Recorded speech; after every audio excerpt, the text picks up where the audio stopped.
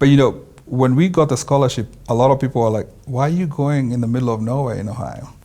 We're like, hey, if I do a master's degree and Penny does a master's degree, we'll first of all fulfill the dreams that we always had for our parents, but also for ourselves. It'll set us up for success for the future.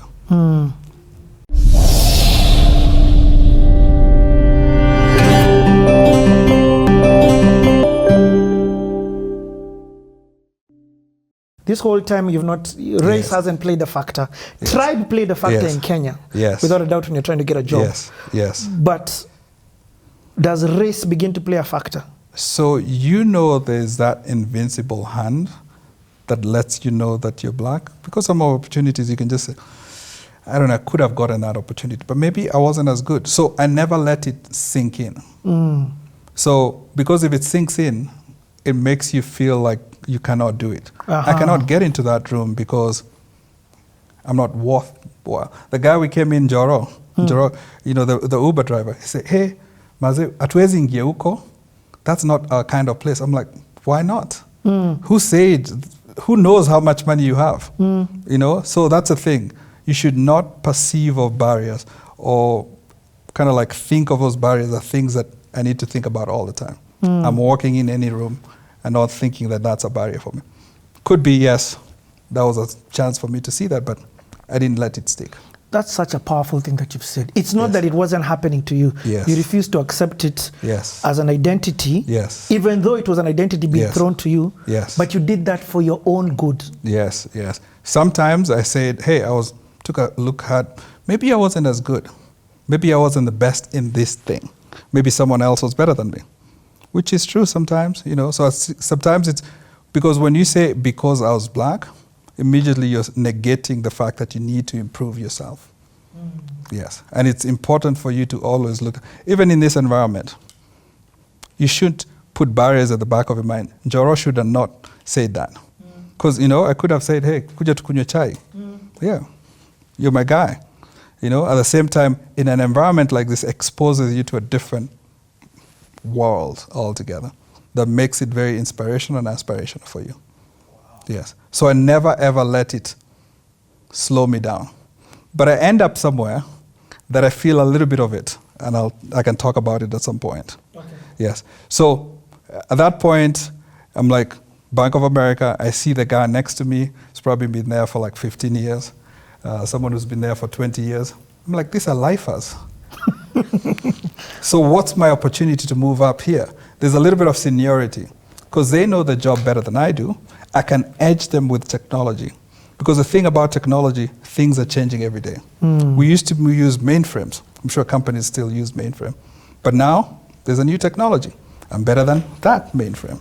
The AS400 was an option. At that point, we're like, I don't need to learn COBOL. The guy next to me, Charles, knows COBOL. But now there's a new technology. Then I can be able to edge him on that. But I looked at it, I was like, the people who moved up have had advanced education.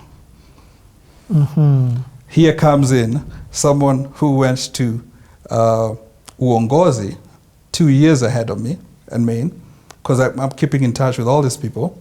Hey, what are you up to? I'm in a school in Ohio that's giving people scholarships. Ohio. I was like, wanapatia a scholarship? I go back to the house, I'm skipping. Hey, Penny, guess what? Scholarship. She's like, tell me more. He's like, you can get a scholarship for an MBA. I can continue with my master's in accounting. Wow. Yes, we didn't hesitate. So, pack up my things. That's a time that a couple of my friends were transitioning. Wait, hold on. You're packing up. Have they accepted you? Yes. Okay, so we go through the application process. Penny is accepted first. You see, that's the story of my life. Either of us is getting accepted first. She gets accepted first because she had already done the prerequisites. She didn't want to do a master's in accounting, which needed me to do maybe 2 or 3 classes for tax. She wanted to do an MBA. She was ready to go.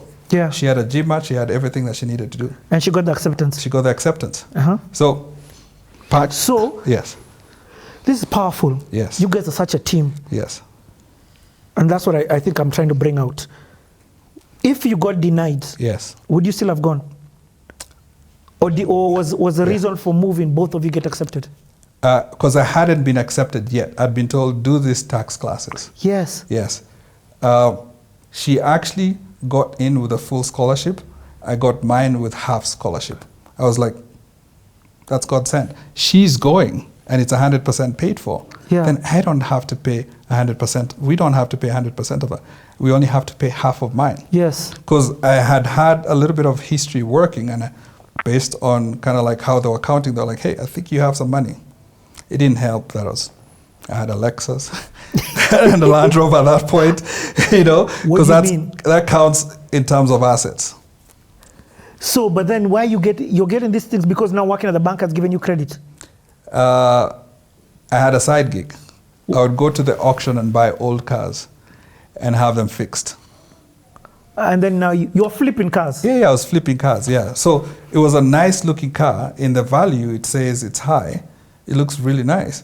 But the resale value is small. Aha. Yes. I had met a Kenyan on Venice Boulevard who was part of the Kennedy airdrop. Back in the 50s and 60s, there were Kenyans who came. Obama's dad came with that. Yes. Who were brought into America to be able to have the experience of the West. So they went to schools in the West. This guy had settled in Venice Beach, and he had started a shop. He was very similar to my dad, kind of like age-wise, his style, he said chua, church, his accent was very, so I was like, oh, this is a guy that I can be able to connect with. He said he did auction cars. So I learned how to do that, and then I would flip the cars, and I would pick up 2 really nice cars at that point. So were you successful in the flipping? Yes, but some of them you get burnt. Because once you flip it, then all of a sudden it's like, it's the same price. No one wants to buy it at the price. So you get smarter, but you realize, Hapa, I'm making maybe 1,000 a quarter, or maybe a year, I'm making 3,000 or 4,000. Wow. If I study hard, I can make a lot more. Yes.